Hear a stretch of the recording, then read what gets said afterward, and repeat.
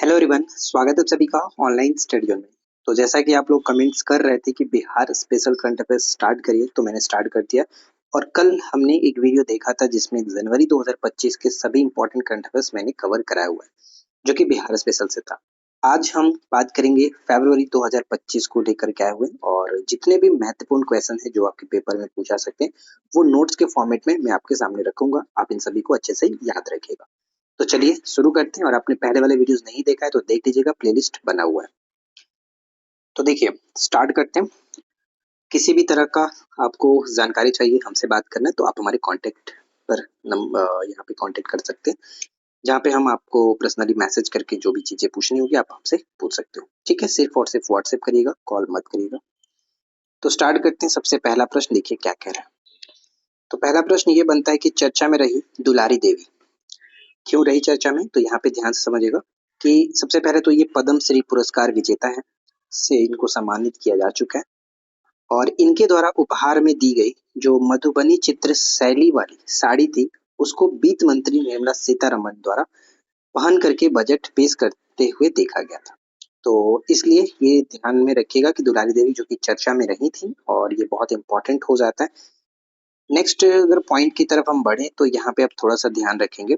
Next question बहुत ही अच्छा है, जो कि पेपर के लिए पूछा जा सकता है कि बजट भाषण 2025 में नव घोषित जो कि मखाना बोर्ड की स्थापना किया जाएगा। यानी इस बार का जो बजट पेश हुआ केंद्रीय बजट में, ये बात कही गई कि इस साल के बजट में नवनिर्मित जो कि नव घोषित हम कह सकते हैं कि नया घोषित किया गया कि मखाना बोर्ड की स्थापना की जाएगी। और मखाना तो आपको पता ही है कि बिहार में कितना ज्यादा फेमस है। सबसे पहले तो मिथिला मखाना 2022 में इसको जीआई टैग दिया गया था। और बिहार जो है वो मखाना के कुल उत्पादन में लगभग 80 से 85% का योगदान अकेले करता है। यानी मखाना उत्पादन में बिहार प्रथम स्थान पर आता है।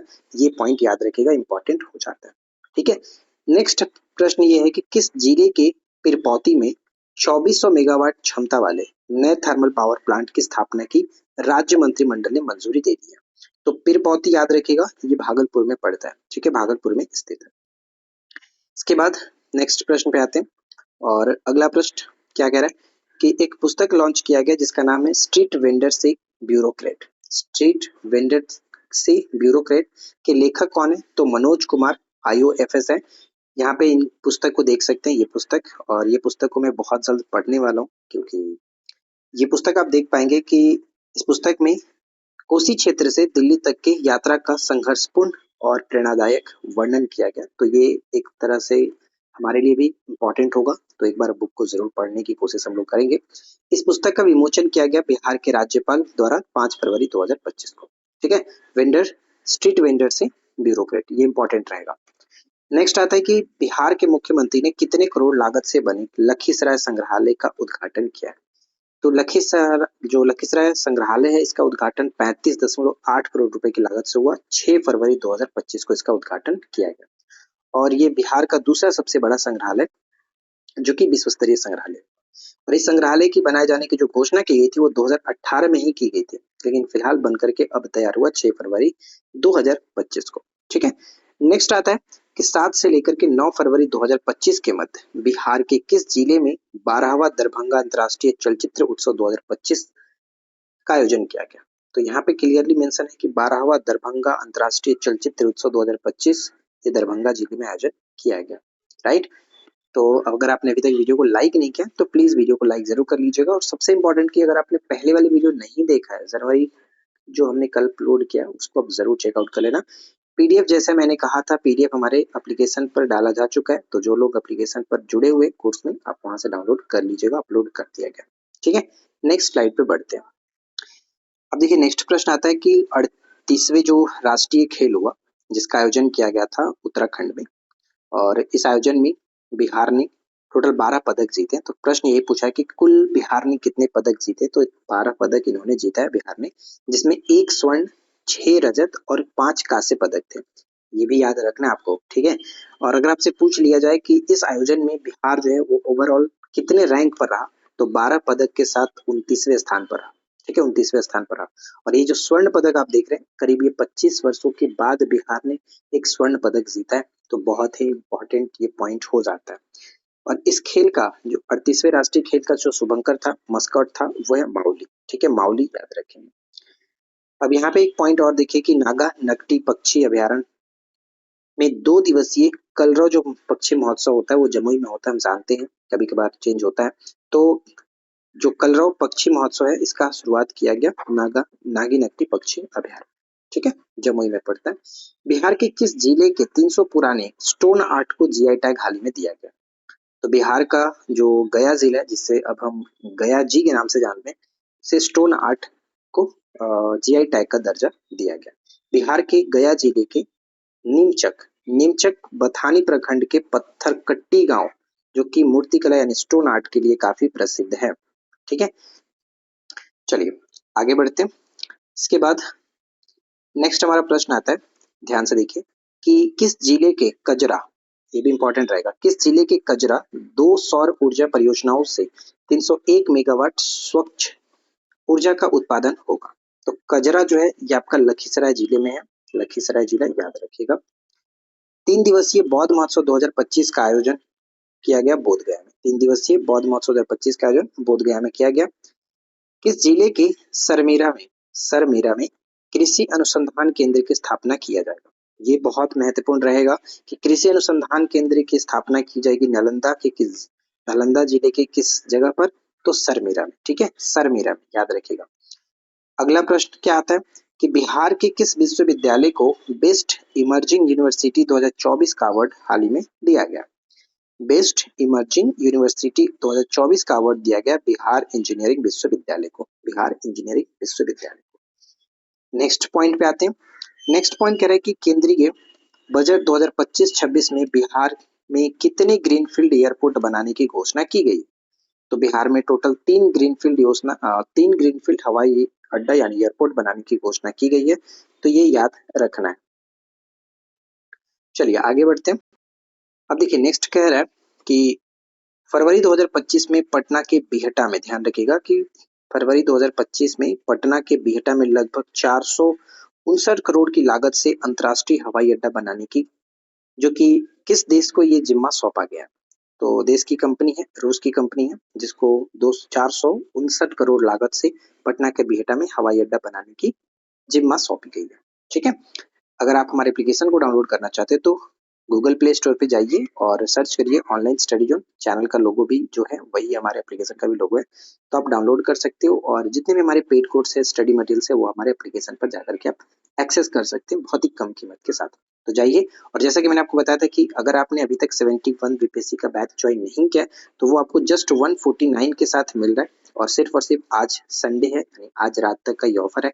तो जो लोग नहीं जुड़े जाकर के जुड़ जाइए, वापस से ये मौका नहीं मिलने वाला है। फिर बाद में मत बोलना कि बिहार स्पेशल हम कहाँ से डाउनलोड करें। ठीक है, चलिए आगे बढ़ते हैं। नेक्स्ट पॉइंट क्या आता है, ध्यान से देखिए कि किस जिले में भारत रत्न बिस्मिल्लाह खां के नाम पर संगीत महाविद्यालय की स्थापना की जाएगी? तो आप सभी को पता होगा कि बिस्मिल्लाह खां जो कि एक शहनाई वादक थे, जिनको 2001 में भारत रत्न से नवाजा गया था, और इनका संबंध बक्सर के डुमराव में था।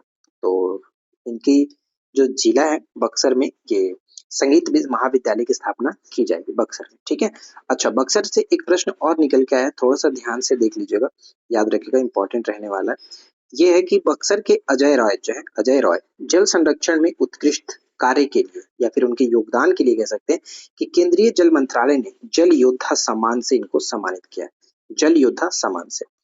और अजय राय को डुमराव के जल पुत्र के नाम से भी जाना जाता है, डुमराव के जल पुत्र के नाम से जाना जाता है। जल एवं स्वच्छता के लिए डुमराव नगर परिषद का इनको ब्रांड एम्बेसडर भी बनाया जा चुका है। ठीक है, बनाया गया, इंपॉर्टेंट रहेगा। आगे बढ़ते हैं।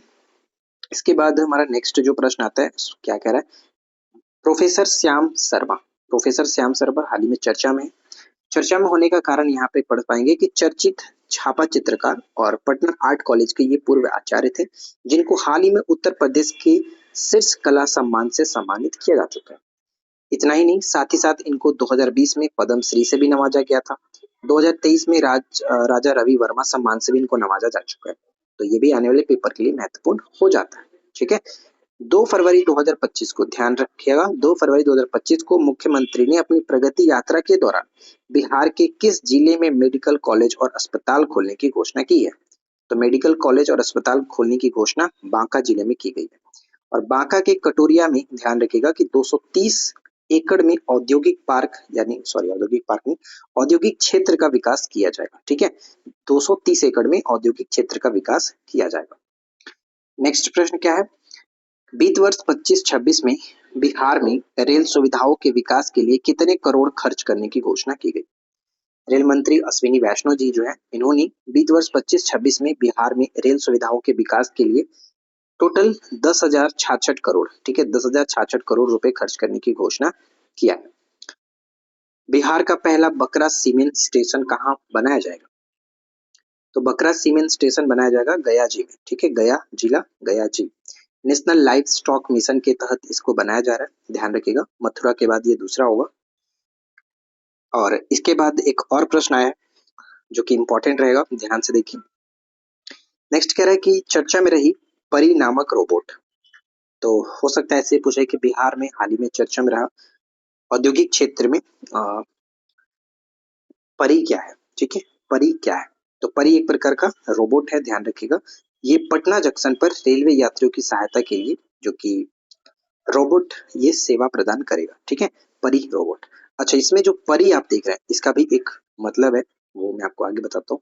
लेकिन आगे बढ़ने से पहले मैं आप लोगों को एक छोटा सा चीज बताना चाहता हूँ गाइस, कि कुछ लोग ये सोचते हैं कि मैं बहुत कम समय में क्वेश्चंस कराता हूँ तो कुछ चीजें छूट जाती हैं। ऐसा नहीं है। मैं बाकी चैनल की तरह आप लोगों को एक्स्ट्रा चीजें नहीं देता हूँ कि बिना मतलब की चीजों को बस दे करके अपनी वीडियो के लेंथ को बढ़ाऊं और आपके टाइम को वेस्ट करूं। मेरा मकसद सिर्फ और सिर्फ ये रहता है कि अगर मैं आपको 15 मिनट यहाँ पे देता हूँ वीडियो में, तो 15 मिनट वो वही चीज होती है जो एग्जाम में पूछे जाने की चांसेस है। ऐसा नहीं कि मैं आपको 15 की जगह पे 45 मिनट पढ़ाऊं और उसमें से पूछने की चांसेस सिर्फ 10 मिनट वाली चीजें होती है। तो ये चीज हम नहीं करते हैं। अगर आप 15 मिनट जेन्युइन तरीके से यहाँ पे दे रहे हैं तो आप 15 मिनट अपना अच्छे तरीके से यूटिलाइज कर रहे हैं। तो आप बिना इन सब बातों को ध्यान में रखते हुए आराम से जितनी वीडियो आती है उसको अच्छे से देखो। ठीक है, चलो मैं आपको यहाँ पे परी के बारे में बताता हूँ कि PARI का मतलब क्या है। तो ध्यान दीजिए यहाँ पे, देखिए जो इस परी का नाम रोबोट रखा गया, परी रोबोट, तो परी का मतलब होता है कि पैसेंजर असिस्टेंट रेलवे इंक्वायरी, यानी पैसेंजर की सहायता के लिए इसको तैनात किया जाएगा। तो ये पैसेंजर असिस्टेंट की तरह कार्य करेगा। ठीक है, 6 फरवरी 2025 को मुख्यमंत्री नीतीश कुमार ने किन दो शहरों के बीच ग्रीनफील्ड सड़क बनाने की घोषणा की है। तो देखिए, ग्रीनफील्ड शहर बनाने की जो घोषणा की गई है वो है लखीसराय और नालंदा के बीच। तो लखीसराय में कौन सा स्थान, तो पचना, लखीसराय के पचना से सरमेरा तक। ठीक है, सरमेरा तक ये सड़क बनेगा, तो याद रखेंगे। आगे आगे बढ़ते हैं और इसमें जो नेक्स्ट प्रश्न आता है उस पर ध्यान दीजिए। नेक्स्ट प्रश्न ये कह रहा है कि 38वें राष्ट्रीय खेलों में बिहार की अंशिका जो कि मुंगेर जिले से ये संबंध रखती है, इन्होंने तीरंदाजी में रजत पदक जीता है। अभी हमने ऊपर में देखा था कि टोटल बिहार ने 12 पदक जीते, 12 में से एक गोल्ड था, जो कि 6 यहाँ पे हम देखे थे सिल्वर था और 5 ब्राउन पदक। ठीक है, टोटल 12 पदक इन्होंने बिहार ने जीता है। और ओवरऑल रैंकिंग जो रही वो बिहार की 29वां स्थान रहा। ठीक है, 29वां स्थान रहा। अब यहाँ पे यही चीज आपको हम बाद में बताएंगे कि 6 में से, जैसे कि यहाँ पे अंशिका आपने देख लिया, मुंगेर जिले से ये संबंध रखती है तीरंदाजी से, तो ये थोड़ा सा याद रखेंगे आपको। अच्छा, यहाँ पे जो स्वर्ण पदक हमने जीता है उसके बारे में ध्यान रखेंगे कि 25 वर्ष के बाद बिहार ने लॉन बॉल ट्रिपल स्पर्धा में स्वर्ण पदक जीता है। फाइनल मुकाबले में खुशबू कुमारी, निखत खातून और पायल प्रीति, यानी ट्रिपल स्पर्धा थी, तो यहाँ पे 3 लोग थे, खुशबू कुमारी, निखत खातून और पायल प्रीति ने पश्चिम बंगाल को हराया। यानी फाइनल में किसे हराया, तो पश्चिम बंगाल को हराया। ये भी आपको याद रखना है, राइट। अच्छा, नेक्स्ट प्रश्न ये आता है कि बिहार किलकारी बच्चा बैंक के तर्ज पर किस राज्य में बच्चा बैंक खोला जाएगा। तो देखिए, बिहार कलकारी नहीं, किलकारी, बिहार किलकारी जो एक तरह का बच्चे को सेविंग करने की आदत के लिए एक बैंक बनाया गया था। 2009 में इसकी स्थापना की गई थी। तो इसके तर्ज पर महाराष्ट्र ने भी ये बच्चा बैंक खोलने की घोषणा की है। ठीक है, और यहाँ पे ये भी इंपॉर्टेंट है कि इस बच्चा बैंक खाता पर 4% का इंटरेस्ट भी मिलता है। तो ये बहुत इंपॉर्टेंट हो जाता है और बहुत ही अच्छी बात है। ठीक है, तो कुल मिलाकर के देखा जाए तो फरवरी से रिलेटेड जो भी क्वेश्चंस थे वो मैंने आपके सामने रखा है। और एक्स्ट्रा जो भी क्वेश्चंस होंगे इसके लिए आप निश्चिंत रहो, क्योंकि जब मंथली हम कंप्लीट करा लेंगे, तो अभी ये जनवरी कंप्लीट करा है, फरवरी है, इसी तरह से हम जब जून तक कंप्लीट कर लेंगे तो उसके बाद मैं आपको वन लाइनर फॉर्मेट में सभी मंथ का जो भी इम्पोर्टेंट क्वेश्चंस होगा कलेक्शन, जिस तरह से हम पहले भी देखते आ रहे हैं सेट बाय सेट, वो भी हम देखेंगे। तो उसमें आपका बाकी जो छूटा हुआ क्वेश्चंस होगा वो भी कवर हो जाएगा। तो इसके लिए आप निश्चिंत रहो, जितनी भी चीजें दी जा रही हैं आप आराम से इसको लिए पढ़िए। और इस वीडियो में इतना ही फ्रेंड्स। अगर वीडियो आपको अच्छा लगा हो तो प्लीज वीडियो को लाइक एंड शेयर कर दीजिएगा। चैनल पे पहली बार है सब्सक्राइब करके नोटिफिकेशन बेल आइकन को ऑल पे सेट कर दीजिए। हम मिलते हैं आपके साथ इसी प्रकार के नेक्स्ट वीडियो में नए टॉपिक के साथ। Thanks for watching, keep learning, have a good day.